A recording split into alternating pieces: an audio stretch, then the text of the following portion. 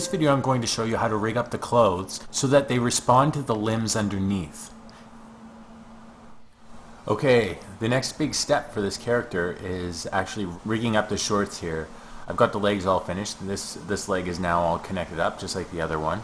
And now I can get on to the pants.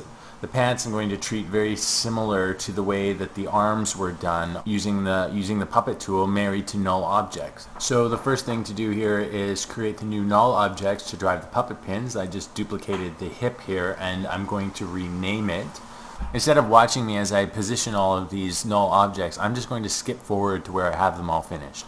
Okay, here we are a few minutes into the future and I have all my null objects positioned where I want them. I've also changed their color to purple to make them easier to decipher from the other null objects, and I've made them a little bit small. Anything I'm using to control fabric or secondary movements, I usually make the null objects a bit smaller. So as you can see, I have one on each of the knees and one at each of the hips. Okay, so now it's time to start applying the puppet pins to this layer. Alright, so I'm going to just grab the puppet pin tool here. I'm just going to click on the knee and the hip, the other side of the hip, okay, and then the last knee. Alright, so all those pins are in place. I'm just going to press U on the layer and expand out the animation controls. Alt-click on the stopwatch to enable expressions, and I'm going to paste that code that I used on the puppet pins for the sleeves of the sweater. So the pin's gone and shot off to join to the wrist, so now I have to go back in the code and swap out that end value to the actual layer that I want the puppet pin to follow. So all you have to do is just highlight this here and pick whip. I want to pick whip down to, I think, the knee here. I want to pick whip down to the left knee, and I'll do the other ones here while I'm at it. Okay, I've jumped forward in time and I now have all the puppet pins following their corresponding null objects. Now the next thing to do is just to parent these null objects to each other. I'm going to parent the knee null objects to their corresponding hip object. That way I can rotate the hip joint and the knee will follow. Okay, so I'm just going to grab onto this null object here and give the knee a quick little pull around, see how that's moving. Everything seems to be locked down in place. I don't need it to be really solidly locked because I want it to be like fabric and have it move. And now when I rotate that hip, it seems to work. The only thing I don't love here is there's a little bit of a bowing happening in the leg. I'd like that to stay a little more solid. But I think I might want to do a little bit of starching on that leg there because it's kind of bending in the middle a little bit strange. And I'd like it to stay sort of solid while it moves.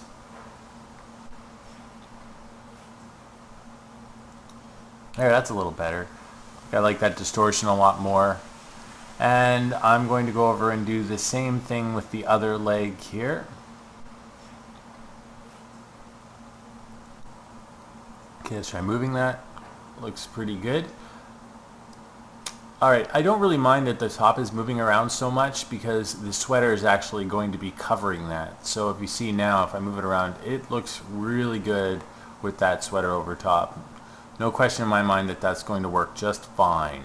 Now that I have the shorts all rigged up, the next step is to actually get the leg to interact with the shorts. So when the leg rotates past a certain point, it's going to collide with the shorts and drag it along with the knee. It's going to take a little bit of troubleshooting to get this to work exactly right. So what I'm going to do is skip ahead to when I have all the coding finished, and I'll just step through how it was achieved so you can see how it works without having to wait through the process of me figuring it out. Alright, so I've put the code in for the legs here and I'll show you how it works. When I move the leg now, the pants actually don't move until the leg hits the edge. So as you can see, the leg is moving, and once it hits the edge of the shorts, it starts to travel. I still have a little movement happening on the y-axis, but on the x it doesn't move until the leg hits it. And this is actually pretty simple to do. All of the rotations are actually happening on the null object up on the hip null object for the pants, and it's just in the rotation. So I'll just show you this right now and spin it down here. So let's just pull the code up. This code is basically saying if the hip joint rotates past a certain degree, then start rotating the pant hip joint. In this one I have hip, the variables I have are hip left rotation or hip left rod. It's hip left rotation, it's hit the hip leg left rotation value. So down here, let's just put this guy away. So I have the rotation value of here. So I've really just hip left this guy. Hip left rot is equivalent to hip leg left. Okay? Because I want to keep track of what this leg is doing. So in my next thing, I played with the numbers a little bit. I had to go back and forth to get the right value. But essentially, let me just turn this code off. When I turn the code off and I rotate the leg, also I have a position code happening on the knee. So let's do this. Let me turn this off too. Okay, when I rotate the leg, nothing happens now. What I needed to do is I needed to figure out at what point did the leg hit the edge of the pant. So at about 8 degrees. I want it to happen a little earlier than right at the edge because the leg will start coming through the bottom of the pants. But at about 8 degrees, at about positive 8 degrees, the leg hit the pants, and then at about -2, it hits the edge here. If hip left rotation is greater than 7, so if this leg here, if its rotation value is greater than 7, I start adding this value of the hip leg left rotation to the hip here. So all of a sudden this hip starts following the value of, it starts adding the value of hip left. So 7.2 is going to be added to here. And then I subtracted 7 because I didn't want it just to jump. I'll turn this back on. If I don't subtract that value, so let's have a look here. If I rotate this here, if I don't subtract that value, all of a sudden the pant is going to jump. I need to remove the existing value because I don't start moving it till 7. So I need to take 7 off of it because if I don't, it's going to add that 7 plus everything it's at now. So I really just want to add on top of the 7. So 7.2, 7.3, on and on. So now at 11, it's only added 4.2 degrees because I've taken the 7 off of it, so it doesn't jump. And the same thing going the other way. Okay? And the last thing I added here was on the knee. I added a little bit of code here to essentially drive this little null object up and down based on the angle of the knee. And I really only did that so that it would look a little better. Like when his leg stretches out, it's not so stuck to his knee that it'd actually slide up his leg a little bit. So as this value increases, his pant leg gets a little bit shorter. So as we can see here, it starts going above his knee. And see, this is the problem I was running into, is this dip in here. And it may not matter because the leg may never go that far. It may only ever go this far, but I'm going to have to play with that a little bit. The other thing I could do is I could increase the amount that it's adding the rotation, so that might work a little better. So still it will give me till the edge, but then it'll start moving more and more extremely. That works better. So the key here is just to sort of experiment until you get the look you're going for. It takes a little bit of time, but it's worth it in the end. Okay, so the last thing I did here is I have position X defined. All I did is position X equals, and that's essentially right here, position X equals position 0, position Y, and then I'm just adding the rotation of the leg here. It's really simple, adding it and then multiplying it by 4. Because I want it, as this leg comes in, I don't mind if it gets a little bit longer, and then as it goes out, I want it to get shorter. I also have this weird thing happening where the leg's getting a little bit shorter as it moves. I don't mind that because it gives a sense of the fabric moving and he's not so stiff.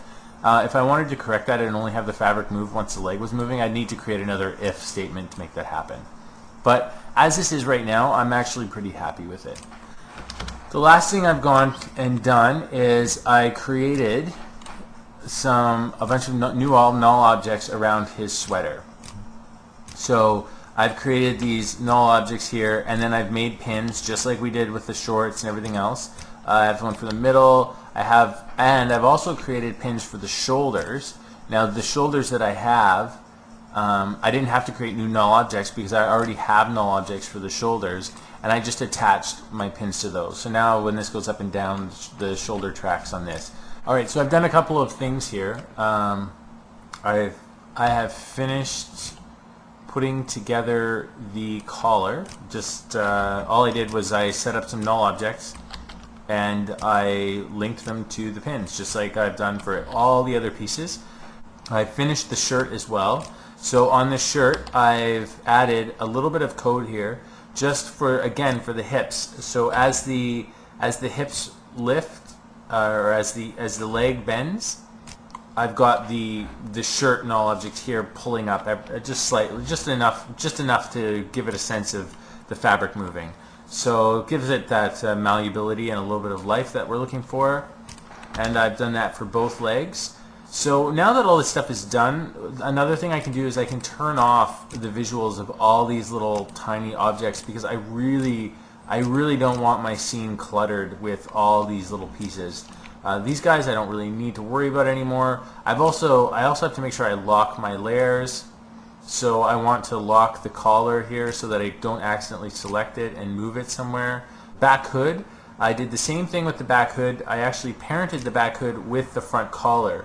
The benefit of this is that when I don't have to create a whole new section, set of pins, and essentially it follows anyways. If I do have to do some special animation with it, I can separate it at a later time and just create its own null objects. But I don't want to create a bunch of unnecessary pieces. So I'm going to lock all these hood pieces for now and also devisualize them. We don't need to look at them. I'm also putting the little mole faces down so that they hide away once I'm ready. The next step is going to be just cleaning up what's visible. So I also don't need these pelvis pieces visible here. So I'm going to turn them off and just hide them away. So let's hide these guys. Lock them. Hide them away. Perfect. So the main pieces I want here for this next thing that we're going to do is I want the core elements. I want the neck, the torso, and the hips, and then or the pelvis, and then I want the two hip bones, knees, ankles, wrists, elbows, and shoulders. That's what we need to do this next big step. In the following video, I'm going to show you how to use a plugin called Doic Tools to implement inverse kinematics into your puppet, making them fully posable and interactive.